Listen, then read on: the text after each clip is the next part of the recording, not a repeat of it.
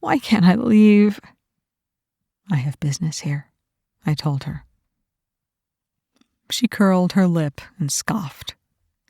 She was right, of course. Waiting here was foolish. After so many years, so much planning and effort, I had failed. I'm just a poor wayfaring stranger traveling through this world below. Hi, this is Ivy Tara Blair, returning to you from a few weeks of COVID land. You can hear my voice is a little rough. It didn't get me too bad. I'm okay, but it just keeps coming back. It just won't quit. It is the virus that keeps on giving. But I'm so glad to be back in front of the microphone, and I'm trying not to overdo it by going, I can record, I'll record all the things. So today I am recording, as my reward for getting back in front of the microphone and not being terribly ill, Ancillary Justice, a small section thereof, by Ann Leckie, part of the Imperial Radch trilogy, which is hands down my favorite sci-fi trilogy or books of the past 15 years, easily, maybe longer. I hope that you enjoy this section as much as I do. I don't think it needs a lot of explanation. It's basically two character pieces, and they explain each other. Their relationship is clear, even though the context is not. I will probably read more small sections from the ancillary books because there's so much richness here, and there are so many sections that I can read that are self-contained in the sense that you can just listen to them, not have to worry about the context, and or that are fabulously bizarre or funny and or heartbreaking. You know, I love a good heartbreak. So enjoy this little piece of Ancillary Justice by Ann Leckie. Another few days after that, when she thought I was asleep, she went to the outer door and stared out over the snow, and then put on her clothes and a coat and trudged to the outbuilding and then to the flyer. She tried to start it, but I had removed an essential part and kept it close. When she returned to the house, she had at least the presence of mind to close both doors before she tracked Snow into the main room, where I sat on a bench holding Strigan's stringed instrument. She stared, unable to conceal her surprise, still shrugging slightly, uncomfortable in the heavy coat, itchy. I want to leave, she said, in a voice oddly half cowed and half arrogant, commanding Radch. We'll leave when I'm ready, I said, and fingered a few notes on the instrument. Her feelings were too raw for her to be able to conceal them just now, and her anger and despair showed plainly on her face. You are where you are, I said in an even tone, as a result of decisions you made yourself. Her spine straightened, her shoulders went back. You don't know anything about me, or what decisions I have or haven't made.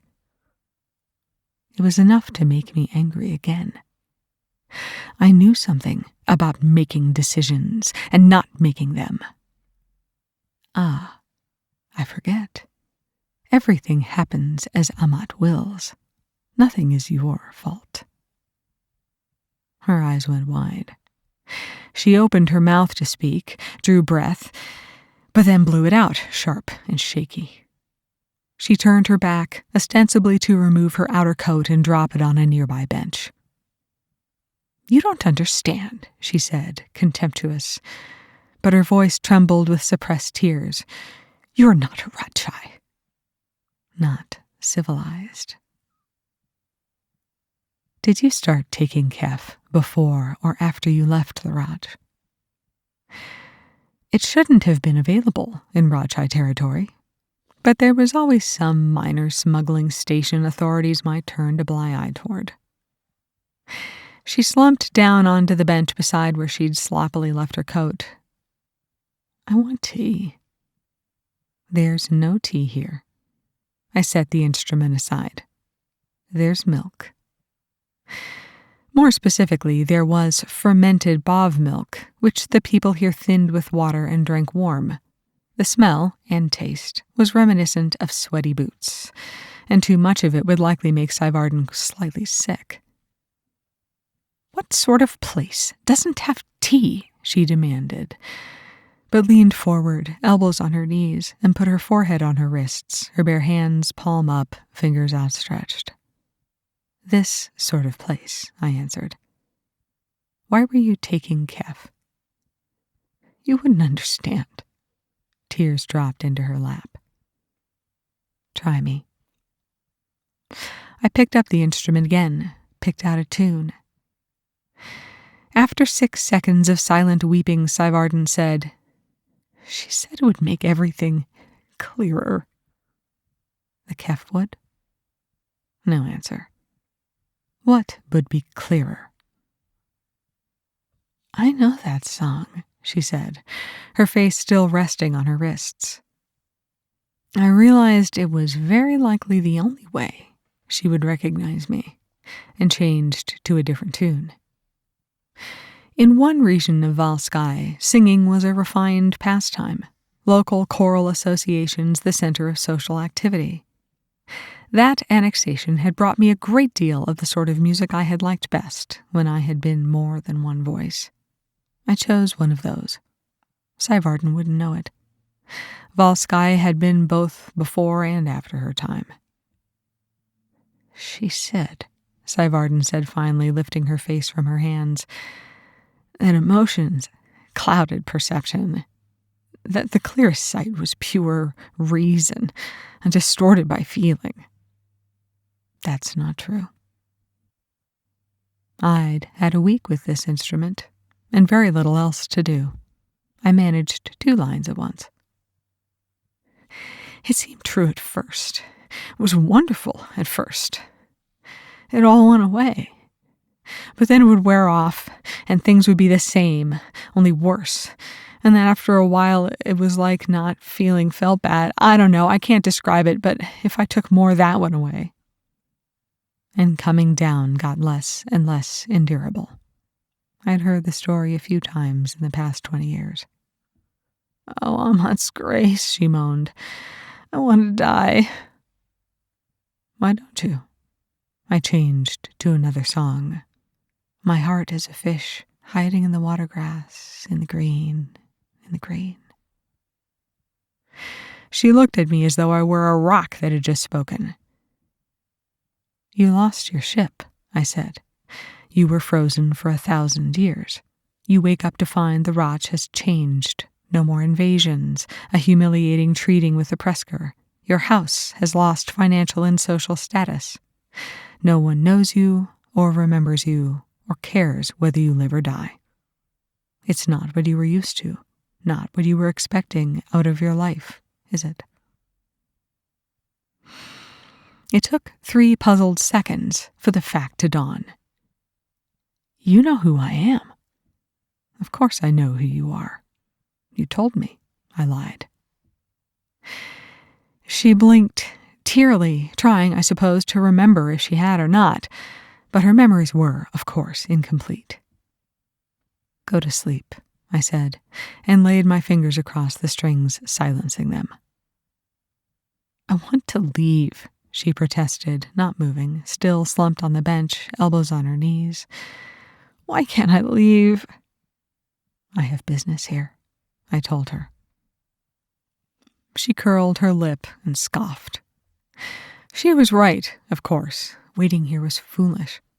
After so many years, so much planning and effort, I had failed. Still, go back to bed. Bed was the pallet of cushions and blankets beside the bench where she sat. She looked at me, half sneering still, and contemptuous, and slid down to the floor and lay, pulled a blanket over herself. She wouldn't sleep at first, I was sure. She would be trying to think of some way to leave, to overpower me or convince me to do what she wanted. Any such planning would be useless until she knew what she wanted, of course, but I didn't say that. Within the hour, her muscles slackened and her breathing slowed. Had she still been my lieutenant, I would have known for certain she slept, known what stage of sleep she was in, known whether or not she dreamed. Now I could see only externals. Still wary, I sat on the floor, leaning my legs against another bench and pulled a blanket up over my legs. As I had done every time I'd slept here, I opened my inner coat and put my hand on my gun, leaned back, and closed my eyes.